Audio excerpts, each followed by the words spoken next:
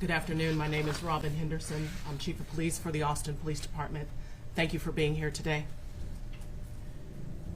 I would like to go over the series of events that happened on December 5th, as we had so many horrific incidents occur throughout our entire Austin community that had a significant impact on all of us.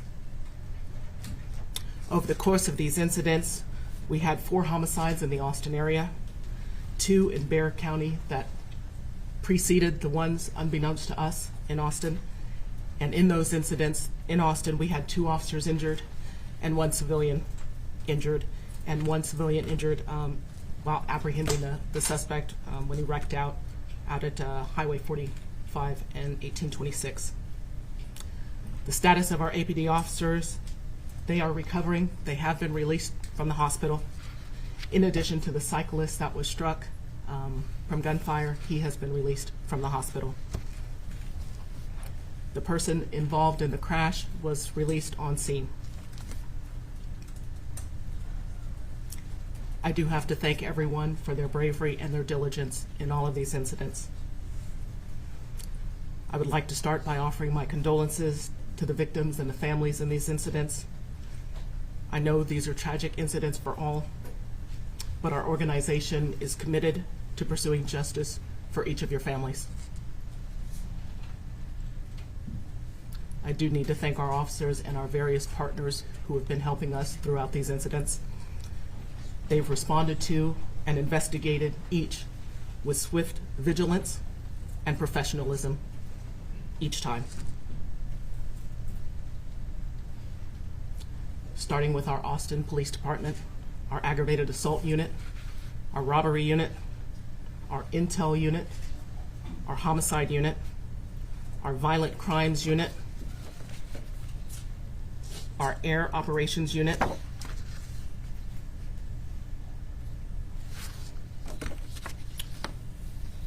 also Dr. Catave and her team with forensics. She is our director of our department for forensics.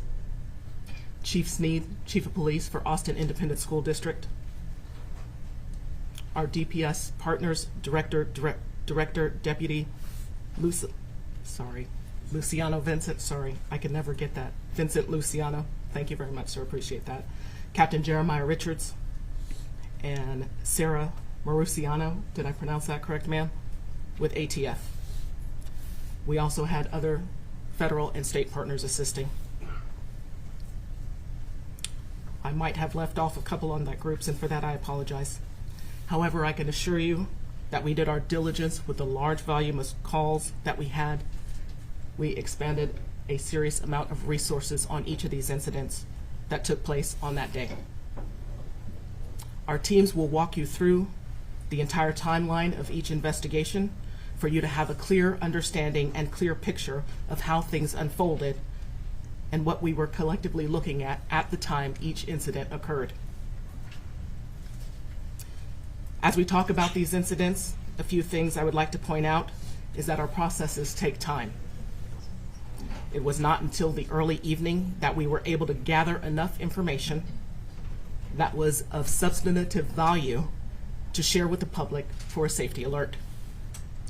However, in the process of putting together the information for that alert, the final officer-involved shooting occurred, and all of our resources were diverted to take care of that incident. Just prior to that, we had a cyclist that had been shot, and our resources were attempting to find the person of interest, and there was no indication at that time that those incidents were related. The description we were working on throughout the day were different. Each vehicle used was different. So while it might have seemed that it was obvious, there was no indication based on the information and intelligence that we had at the time the incidents were unfolding that they were related. I would like to turn it over to Chief Sneed from AISD, who would like to make a few comments. Thank you, Chief Henderson. Good afternoon. Thanks for having me here. This year, we have faced many serious and critical incidents in our schools and in our communities. This situation was just as impactful. I would like to say thank you for the overwhelming support that the Austin Independent School District and our community received from various local, state, and federal law enforcement agencies. The quick response that was demonstrated is much appreciated during these unfortunate and tragic incidents, including but not limited to the shooting at Northeast Early College High School on Tuesday, December 5th. As a result of the great teamwork, we were able to place the campus on lockdown immediately to ensure the safety and security of our staff and our students. In addition, through the collaborative teamwork between the Austin ISD, Austin Police Department, and various other law enforcement agencies and resources, it allowed for us to bring this unfortunate sequence of events to an end.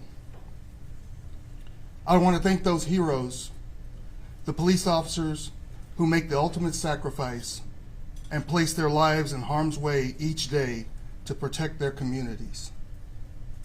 My thoughts, prayers, and condolences are with those officers and those families who experienced and suffered pain or losses. Thank you. I'll turn it back over to Chief Henderson.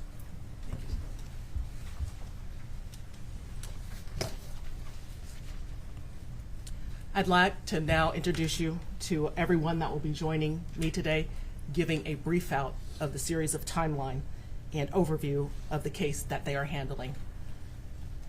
First, I will start with Sergeant Kovac.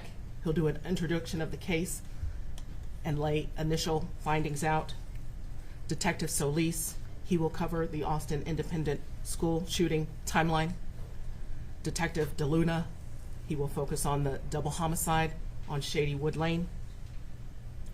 Detective Spittler, he will cover the shooting of the cyclist and double homicide and the officer that was shot on Austral Loop. And then Sergeant Sexton will conclude and do a wrap-up of all the incidents, starting with Shadywood, Austral Loop, and then what was discovered through Bexar County. Sergeant Kovac.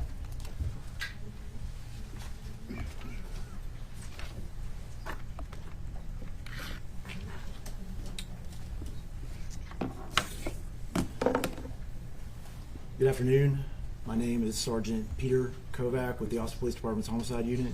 My name is spelled Peterkovach.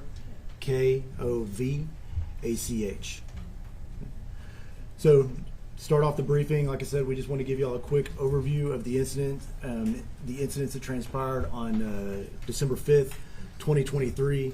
Some of the things that we found out over the course of the investigation throughout the day that included numerous crime scenes.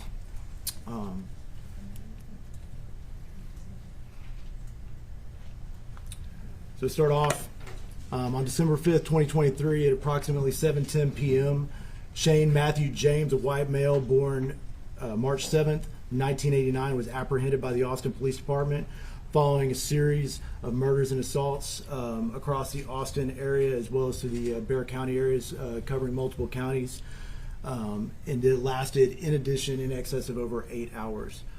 At this time, Mr. James is charged with 4 counts of capital murder for the murders of Emmanuel Potba, age 32, Sabrina Rahman, age 24, Catherine Short, age 56, and Lauren Short, age 30.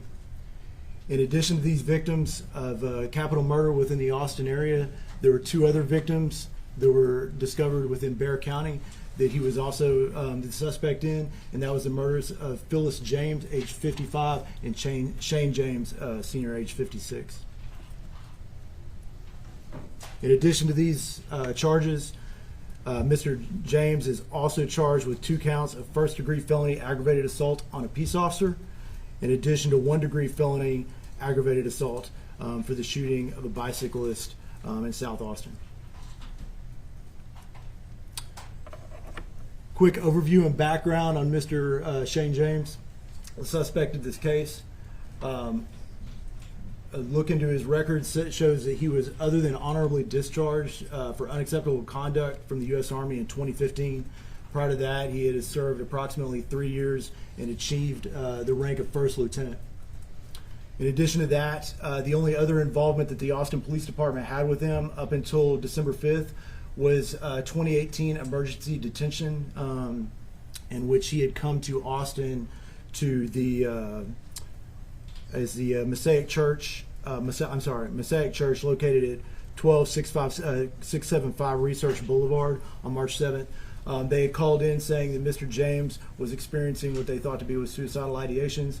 Officers responded up there and took him into emergency custody due to him being a danger to himself and or others. Up until that point, and since then, we have not had any involvement with Mr. James.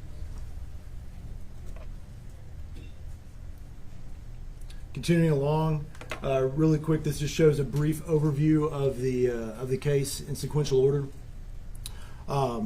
Again, like I said before, this series of murders and the investigation span numerous counties, starting in Bexar County and continuing up here to Travis County. Numerous investigative agencies were involved with this. Again, like I said, it lasted in excess of over 8 hours during the investigative time and the time during which the crimes were committed. It included 6 major crime scenes and numerous other smaller crime scenes that we had to investigate. Those crime scenes included 7104 Berkman, which is the Northeast Early College High School, at approximately 10:41 a.m. That was handled by our Ag Assault unit, and that is the case in which Mr. James is charged with 1 count of aggravated assault on a peace officer. Following that, we also investigated the double homicide that occurred at 7315 Shadywood Drive at approximately 11:59 a.m. when that call came in.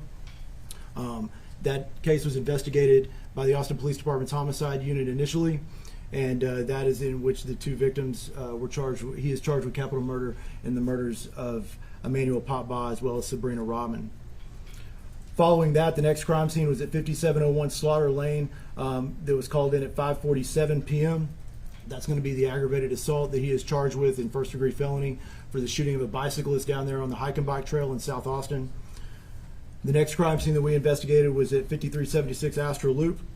This call came in at approximately 6:49 p.m. This is also investigated by the Austin Police Department Homicide Unit, in which the murders of Catherine and Lauren Short occurred.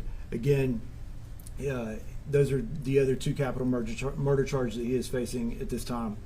In addition, at that scene was also whenever officers responded and he engaged police officers, injuring one of our police officers, and that is also where he is looking at another charge for aggravated assault on a police officer. The investigations culminated after he fled from police and was involved in a collision at SH-45, the intersection of SH-45 and FM 1826, which he was quickly apprehended thereafter at 7:10 p.m. whenever this occurred. During the course of the investigation that has occurred after 7:10 p.m. and later into that night, we were made aware of possible relationship of Mr. James to 6403 Port Royal Drive down in Bexar County. We initiated a check welfare with Bexar County Sheriff's Office to conduct a check welfare down there, and that is when they located the last 2 victims. He has not been charged with their crimes at this time. The investigation into their murders is still ongoing. This time, I'm going to hand it over to Detective Brandon Solis to talk about our first scene. Good afternoon. My name is Detective Brandon Solis with the Austin Police Department Aggravated Assault Unit. Name is spelled BRANDONSOLIS.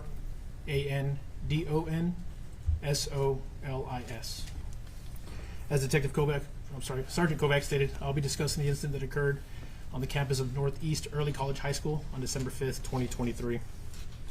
At approximately 10:43 a.m., Austin 911 received an emergency phone call stating that an AISD officer had been shot and EMS was on the way. Initial information provided to Austin 911 indicated that the injured AISD officer was located on the grounds of Nelson Field.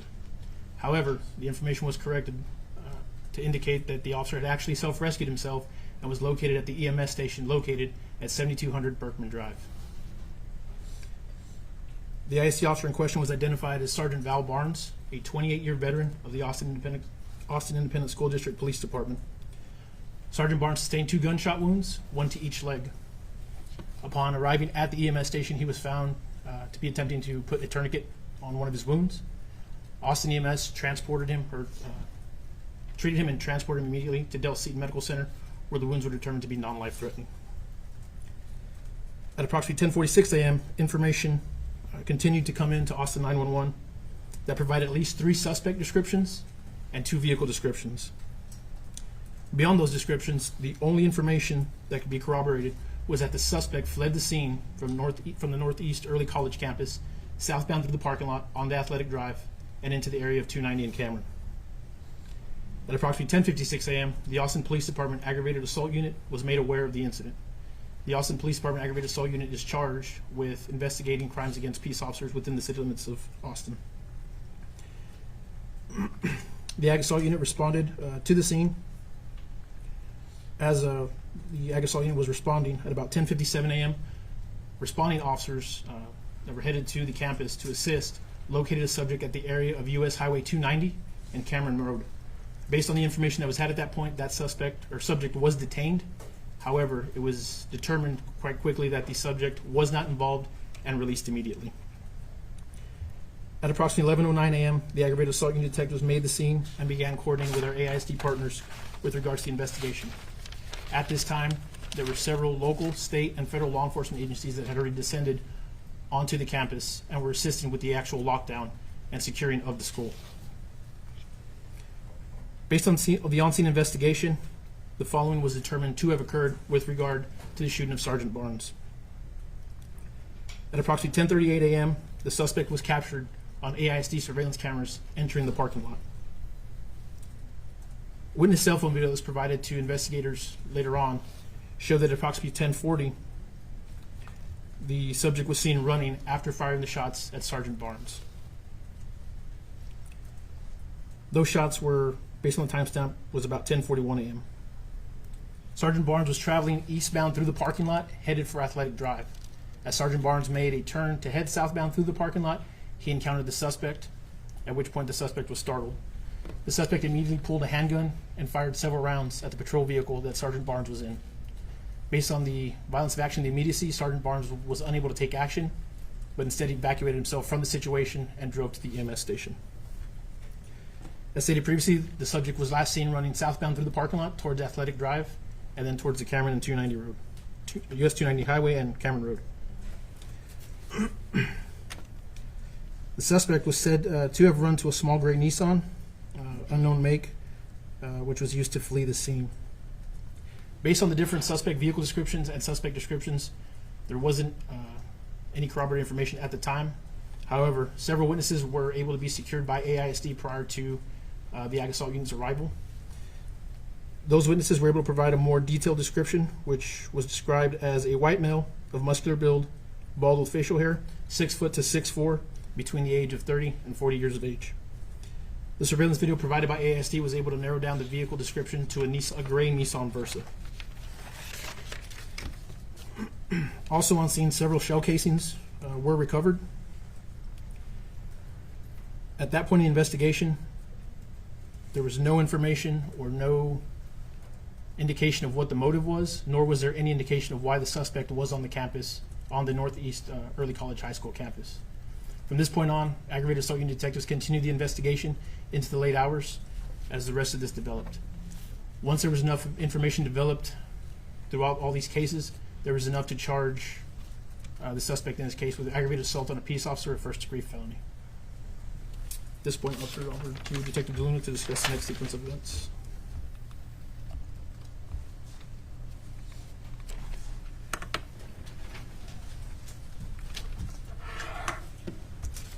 Good afternoon. I'm Detective Randy DeLuna with the Austin Police Department Homicide Unit. My name's spelled R-A-N-D-Y-D-E-L-U-N-A, and I'll be providing information related to the incident on Shadywood Drive. At approximately 11:59 a.m., Austin Police received a call of a drive-by shooting with a male and a female victim on Shadywood Drive. Soon, multiple calls began coming in of shots fired on Shadywood Drive. Austin police officers arrived on Shadywood Drive at 12:04 p.m. and located a male victim with multiple gunshot wounds. The male victim was later identified as Emmanuel Papa. Life-saving measures were attempted on Mr. Papa, but were unsuccessful, and he was pronounced deceased on scene at 12:16 p.m. Officers located a second victim, Sabrina Rockman, who was found with a gunshot wound at a nearby residence.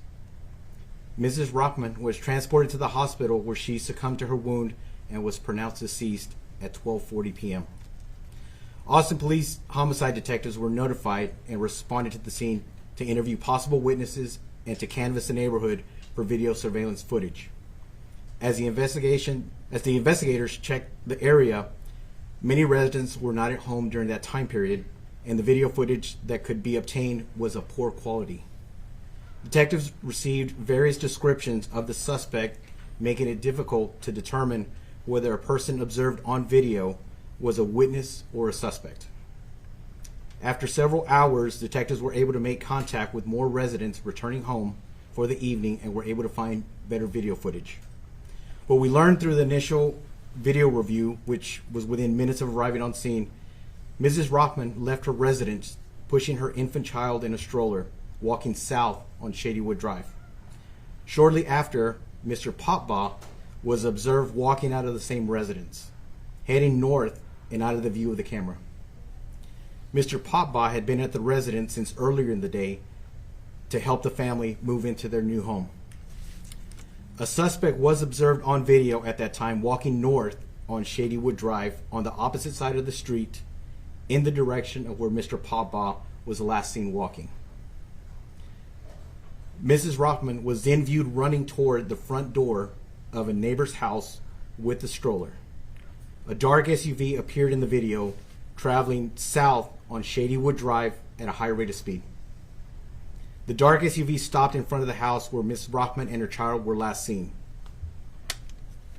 The suspect exited the dark-colored SUV and ran towards the front door of where Ms. Rockman was at. The suspect is seen on video returning back to the dark-colored SUV and leaving the scene at 11:58 a.m.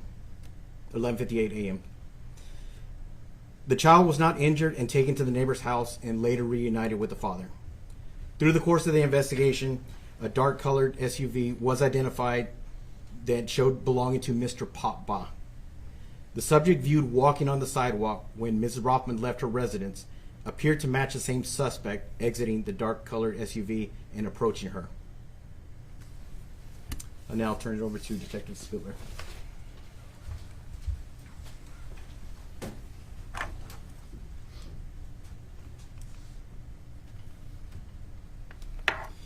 Good afternoon. My name is Detective Richard Spittler, and I will be the lead investigator on this case. The spelling of my name is Richardspitler. On December 5th, 2023, at approximately 5:47 p.m., APD officers responded to a shooting call at 5701 West Slaughter Lane. Upon arrival, officers located a male with a single gunshot wound. The victim advised he was cycling on the Slaughter Creek Trail when someone shot at him. The cyclist described the suspect as a white male wearing a burnt orange t-shirt, long pants, and either a hat or a bandana. At approximately 5:48 p.m., Air 1 assigned to the call and responded to the area to search for the suspect, but no one was located. Air 1 stayed in the area for approximately 25 minutes until they had to refuel. Multiple officers remained in the area to search for the suspect. The cyclist was transported to the hospital to receive medical treatment. The location of the shooting was not initially located by responding officers. Based on the initial description given by the victim, it did not appear as though this incident was related to the AISD officer shooting or the double homicide at 7315 Shadywood Drive. At approximately 6:49 p.m., APD officers responded to a burglary in progress. At 5376 Austral Loop.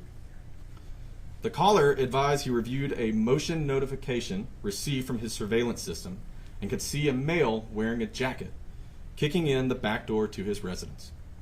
The caller also stated his wife and daughter were currently at home.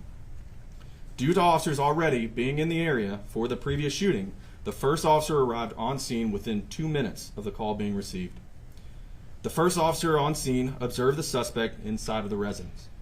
The suspect was seen by that officer exiting the back of the house, and the officer went around the residence to the fenced-in backyard. As the officer entered into the backyard, the suspect shot at the officer, striking him multiple times. The suspect ran to the detached garage and stole the homeowner's 2015 Acura. Additional officers witnessed the Acura driving at a high rate of speed in the 11400 block of Escarpment. Officers attempted to initiate a traffic stop on that vehicle, but the suspect refused to stop and a vehicle pursuit was initiated. The suspect went westbound on South Highway 45 and attempted to turn northbound on FM 1826. The suspect lost control while turning and crossed over FM 1826 into oncoming traffic and crashed into a passing motorist. As officers were exiting their vehicle, the suspect immediately exited the stolen Acura and raised his hands in the air. The suspect was compliant with all commands given by arresting officers, and the suspect was identified as Shane James.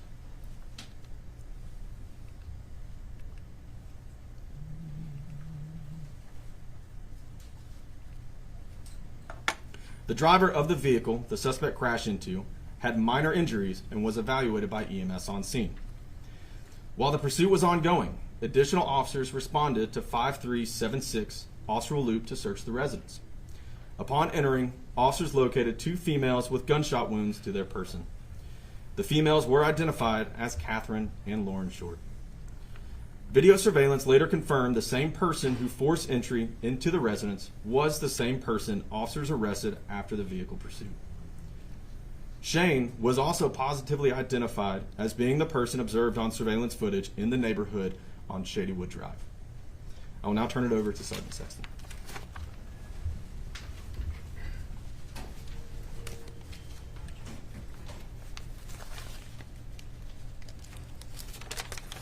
Hello, my name is Sergeant Nathan Sexton. I'm one of the sergeants with the homicide unit. My spelling for my name is Nathansexton. So just to give some background for that particular day, this past Tuesday, December the 5th, that day alone we had over 50 violent crime calls for service between 1 p.m. and midnight. After 5 p.m., 8 of those calls required 3 or more units to respond, and you can see a listing here. This is just a snippet of some of the calls in that time frame. But they included stabbing with the machete, multiple guns being pointed at various subjects throughout the city, male being shot and transported to the hospital. So as the day is rolling on and we're here at the headquarters, we have all these calls that we're trying to filter through, as well as filter through everything else that we've had coming in with multiple suspect descriptions. So as you can imagine, it was a little chaotic that day in trying to determine if there were any commonalities or a common suspect or description from any of the scenes. Various investigative units were working on this. As we've mentioned, we had our aggravated assault unit, all the units that the chief had mentioned, which can make it a little bit difficult having communication between units and jurisdictions and other agencies. As you can see here, it's not uncommon for multiple shootings to occur in the same day and for them to not be linked. That day, multiple units had spent time going from door to door from residences and from business to business at the AISD scene and also at Shadywood at the first double homicide, attempting to locate any better film footage, surveillance video, still photos that they could possibly find. As Detective DeLuna had mentioned, we were able to initially find a video which kind of basically showed what happened, but it wasn't good enough to make any sort of identification on the suspect. It wasn't until much later in the evening where we were able to get that footage. There had been an attempt to put together surveillance video and still images when we did get it, to put that out to the public. As that was being put together, we were notified of the police chase and it crashing out, and we were actually able to pull this up and live stream it from body cameras from the officers and identify that he was wearing the exact same clothing, fit the exact same description as the footage that we had just received not very long before that crash. At that point, we transitioned this to a press release to identify and address all the events of the day. As there were quite a few of them we had to piece together, and we still continue to canvass across town trying to find video evidence and other evidence in general to include trying to locate those suspect vehicles, to include the Versa and a Toyota Sequoia. The Toyota Sequoia was located at 5800 West William Cannon, and that was at 8 p.m. The Nissan Versa was located at 10:40 p.m. at an academy nearby. So it appeared he had basically dumped the vehicle and walked within a mile or two of that area to commit each double homicide.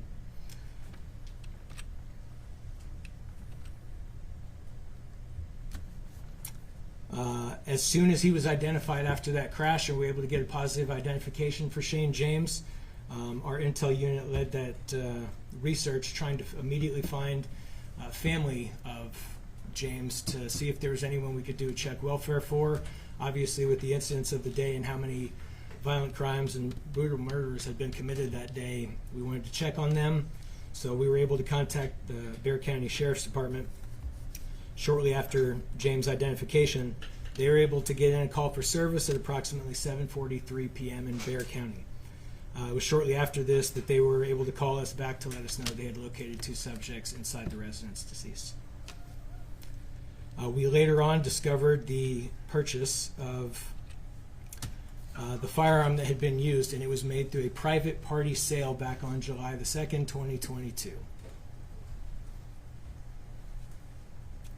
Just for some background, it was not until Friday, December the 8th, that we were actually able to put all this together, every single scene ballistically, matching every scene to include Port Royal, Berkman, Shadywood, Slaughter Lane, and Austria Loop. And that same day, Friday, December the 8th, is the day that the rest of the charges were filed to make all 7 charges. Records available show this is the most murders committed in Austin by any one individual since 1991. We want to thank everyone involved in this investigation. It can often take days or weeks to try to piece together information coming in from various sources when you have multiple agencies, different units investigating entirely different crimes. And I really commend all our investigators and talking to each other and having that communication to put it together in the same day within 8 hours. The diligence of these investigators is what led us to the identification and arrest of Shane James in this case. This time I'd like to turn back over to Chief Henderson.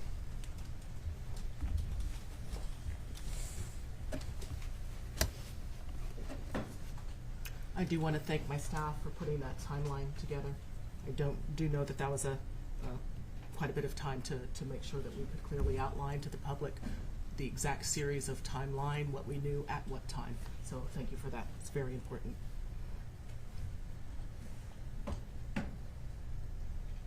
Please know that everything that has been shared with you here today gives a better understanding of how each APD unit and our public safety partners work swiftly and collaboratively to identify the suspect and take him into custody. With the sporadic nature of how these incidents unfolded, the length of time that it takes to canvass a scene, gather information, and have an understanding what occurred, how quickly our teams work together in order to get that information and bring Resolute as soon as we took the suspect in custody is impressive. In the immediate aftermath of the tragedies, we were not in a position to put out information because of the sheer breadth and scope of everything that we had learned in such a short period of time. We did not want to do anything that would bring harm to the investigative process. I also want to highlight the excellent response times to each of these incidents. Even in the midst of our staffing crisis, our officers were committed to providing the highest level of professional work our Austin community deserves. It was backfill officers who were the initial responders to the final call on Austral Loop, who arrived in just over 1 minute of the call being dispatched and likely prevented more harm to our community. I could not be more proud of our officers and our department as a whole. Again, condolences to the families of these victims, and I thank all of our heroes that put their lives on the line every single day to keep our community safe. I will now open it up for a few questions. Chief. Hi.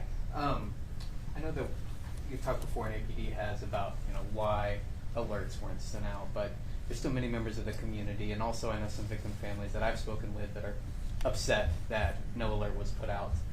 And so I wanted to give you a chance to kind of respond to some people saying that it was insufficient, that nothing was put out. And I was also curious, what actions are y'all taking, possibly considering to change how alerts are sent out to the public? Yes, sir. Thank you for that question.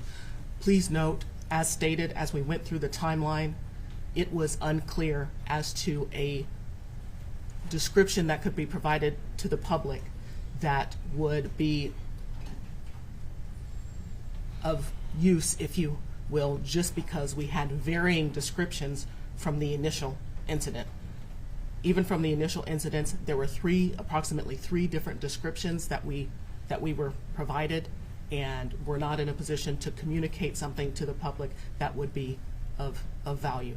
Please understand, since this incident has occurred, we have already had meetings with Sally Hernandez, with Travis County Sheriff's Office, also with Chief Sneed, on working with, collaborating on how, if there is something to put out, which is the appropriate entity, at what time. Chief. I'm sorry. Yes. Chief, just kind of piggybacking off of that, it looked like in the affidavit you said for the first incident, at some point you realized that students had videos, that they recorded something, and there was also a surveillance camera, and from that you were able to do a still photo. Can you talk to us about, one, when that video was provided, and two, because you mentioned something about quality of the videos, can you describe why that couldn't have been put out? That would have kind of maybe helped with the description. Correct, and I'll have to pass that to one of the investigators who would best. Detective Solis? Okay, thank you. So to your question, at that point in the investigation, the video wasn't of enough substance to where we had a license plate to provide to anybody, and the actual depiction of the suspect was from the back. There's no face. That, coupled with the three plus different descriptions we got, made it difficult to put out any substantive information to the chains of command to put out to the public. Is there any difference in how this is handled because it was at a school? I mean, we've seen so much concern over school shootings in particular. We know the suspect left after shooting at Sergeant Barnes, but is there any difference in how that should have been handled just because of who was there at the school? No, at that point, based on the resources we had at the time prior to Sergeant Barnes being shot, we can sit here and say, well, he had a body cam, he had in-car video. Unfortunately, at the time that Sergeant Barnes made contact with the suspect's violence of action prevented Sergeant Barnes from reacting, which there was no activation of body-worn camera, there was no activation of in-car camera. The cameras that we had on campus that were provided to us by our AISD partners only gave us that portion to work with. And we were even lucky enough that the students kept their wits about them to even record on their video cell phones to provide us with that little information. Based on everything we had available to us, I think that was the best that we could do at the time, and I think we could have. While you're up here, one more question. So we know the students were there, we know there was another employee there. Were they out in the parking lot or were they inside the school? We know that school doesn't have a gate. Are we talking at the time of the shooting, or? Yes, at the time of the shooting. Based on our investigation, the students were out in the parking lot when it occurred. However, due to the shock of the incident, the students were able to provide much more information than what we got. That's what's in the investigation. Detective Solis, according to an affidavit that was released today, a still photo from Shadywood was shown to Sergeant Barnes, who was able to identify the suspect. At what point were those two incidents connected? That connection wasn't made until late in the evening hours when we had more information available to us. That information was not known at the time that the aggravated assault unit was investigating the shooting of Sergeant Barnes. So even though there wasn't a clear suspect description at first, couldn't an alert have gone out letting people know that there was a police shooting suspect in the area? There could have been, but unfortunately, without any substantive or corroborated information, that would have only done a disservice to not only our investigation, but I think to the city as a whole. When you provide information that isn't corroborated, it's gonna backlog us. We're gonna spend more time trying to fish out what isn't legitimate, as opposed to putting out information that is correct and corroborative that can actually help the investigation and not deter us. At some point, between the Shadywood Drive shooting and the biker shooting, there's a big chunk of time missing. Do you guys know what he was doing in between that time? That isn't my part of the investigation. I can turn it over to Ms. Sexton. Unfortunately, we had absolutely no idea what he was doing. We were able to, when he was found, he had no phone on him. So there's approximately 6 hours of time that are unaccounted for. How are officers communicating with each other in that time? Just a lot of phone calls going back and forth. People at various scenes going, like I mentioned earlier, just going door to door.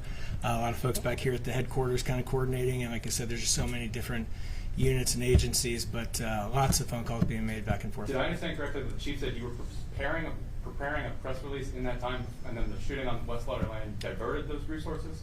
You were preparing to make a statement?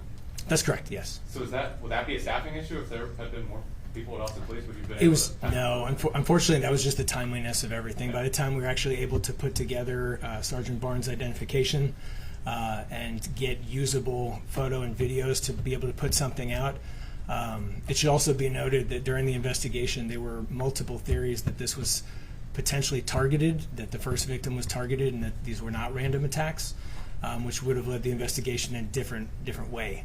If this person had specifically targeted that family, for example, that would have potentially changed the approach. But we didn't know that they were random until much later. Has he said a motive? No, he chose not to speak. What can you say about the purchase of the gun? Was it purchased by the suspect? Correct. Okay. Yes, and in that case, when it's a private individual sale, there's just less checks essentially, and one individual selling it to the other. Do you know anything else about the 2018 incident with APD? Just what Sergeant Kovac had mentioned, that he had traveled up here from the San Antonio area and gone to a church where he ended up getting committed. When you talk about, to what you were saying earlier, when you talk about ways that you guys are evaluating your own process, how you decide when an alert needs to come out, we know there are laws that are passed that kind of determine the guardrails on when you can request this from DPS. Are there, based on this situation, any changes that you would suggest to make this more effective or helpful to you all? Based on the requirements of that law, the thresholds were not met in order to institute that type of alert. At the time of the initial incident, there was no indication that there was an ongoing threat to the public. And as stated, it wasn't until hours later that we were able to tie that same suspect to that incident.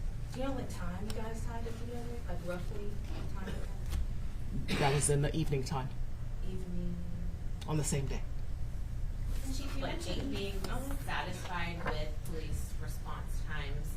Can you explain to us what the department was experiencing behind the scenes given the staffing constraints? Did APD staffing challenges affect response to any of these incidents?